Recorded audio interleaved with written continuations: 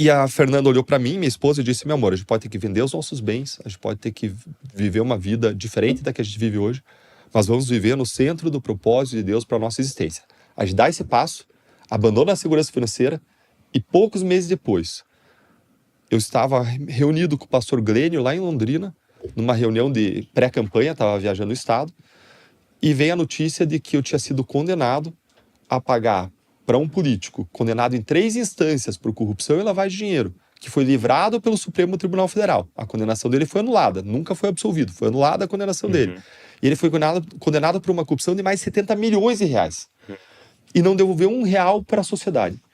E eu fui condenado a pagar para ele uma indenização de centenas de milhares de reais que ia sair da minha família, dos meus filhos, e eu ia ter que dar para ele. Depois de eu ter abandonado a minha segurança financeira.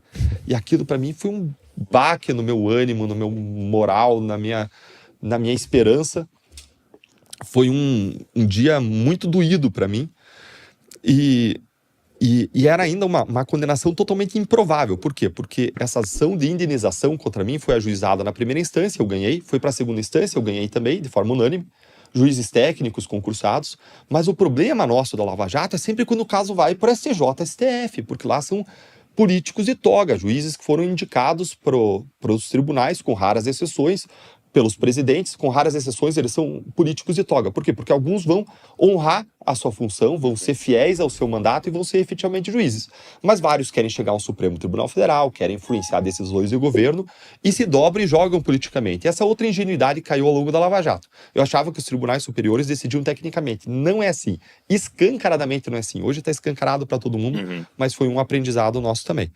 E naquela noite daquilo, eu dobrei os joelhos na minha cama e fiquei derramando a minha frustração, minha indignação com a injustiça diante de Deus.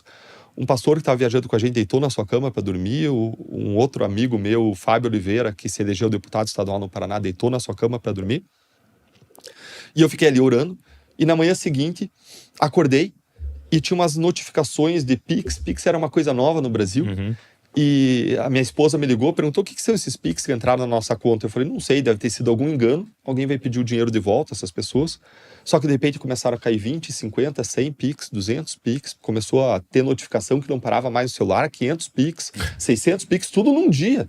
Num dia, eu abria a minha conta, era assim, não parava de subir a tela de Pix entrando e rolava a tela e não acabava os Pix. E era o quê? 20 reais, 30 reais? 5, 10, 20, 50 reais. Tinha funcionário doméstico me mandando vídeo, pedreiro me mandando vídeo. Eu acho injusto, absurdo o que aconteceu com você. Fiz um depósito aqui, não vai resolver o problema, mas é o que eu posso dar. Só que aquilo, numa multidão de pessoas, 1.000, 2.000, 3.000 pessoas depositando, aquilo foi tomando volume. Eu entrava, saía de reunião, era 20 mil reais a mais na conta, 30 mil reais a mais, 40 mil reais a mais.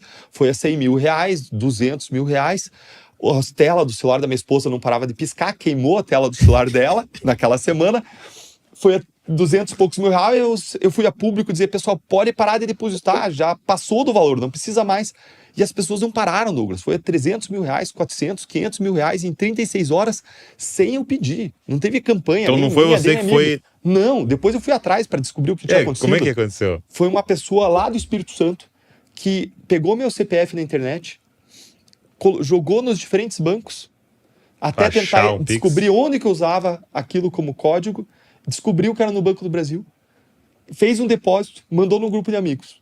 As pessoas do grupo fizeram, mandaram nos seus grupos de amigos. Assim que fizeram, mandaram nos seus grupos de amigos. E foi expandindo. Existe uma indignação represada. Sim. Existe uma sede, uma fome por justiça no nosso país.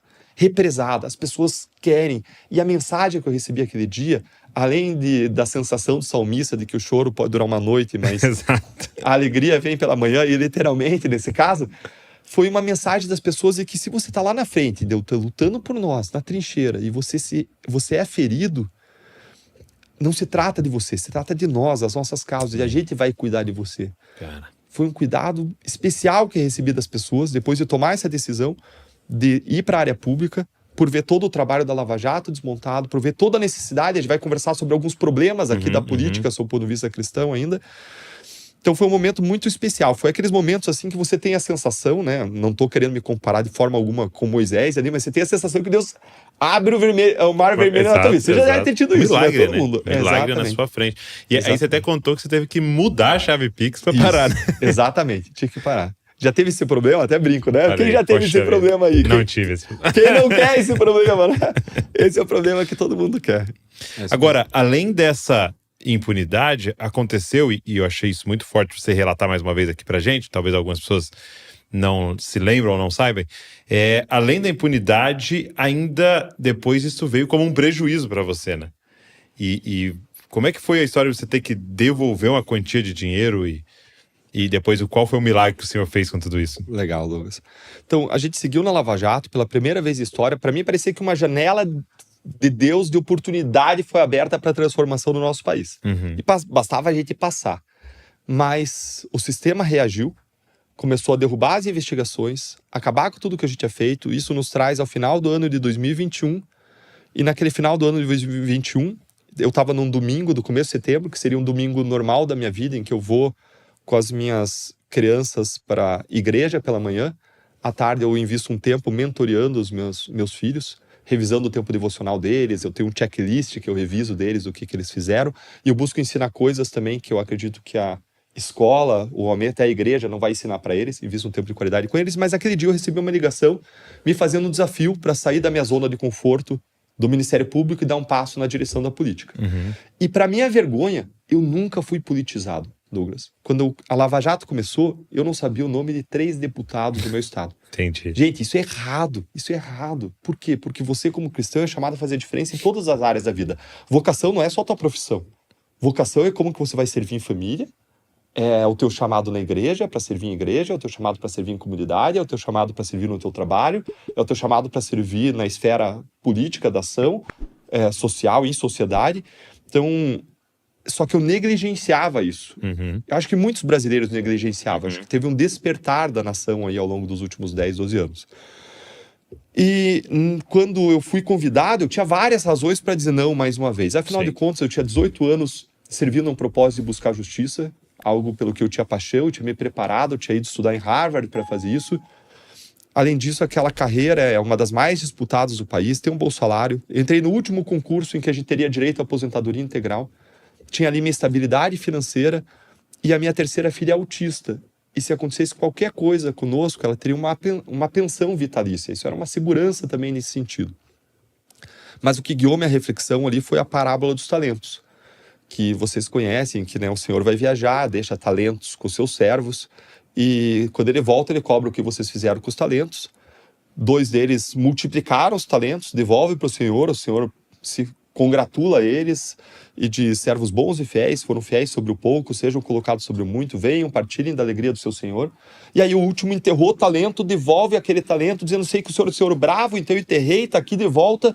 E ele fala, servo mau, negligente, seja julgado onde há choro e onde há ranger de dentes. E essa parábola, ela traz 2 mensagens centrais. A primeira é de que cada um de nós, cada um de vocês, é responsável pelo que faz com os talentos que recebeu de Deus. Cada um de nós é responsável por se a gente multiplica ou se a gente enterra o talento. E a segunda mensagem central dessa parábola é, se você quer fazer o melhor com os talentos que Deus te deu, você deve estar disposto a dar passos de fé, a tomar decisões de risco, a empreender na área cristã. Eu fico imaginando quantos passos de fé você deu aqui para montar esse estúdio, para montar esse ministério, para expandir para a área de produtos, para expandir para a área de editoria, para expandir em tantas direções, decisões que exigiram reflexão, oração, mas ação, como Neemias lá. Sim. Refletiu, orou e deu um passo de fé na direção de uma ação, improvável, difícil. Mas se nós queremos fazer o melhor, a gente tem que estar disposto a ouvir a voz de Deus e a dar passos de fé na vida.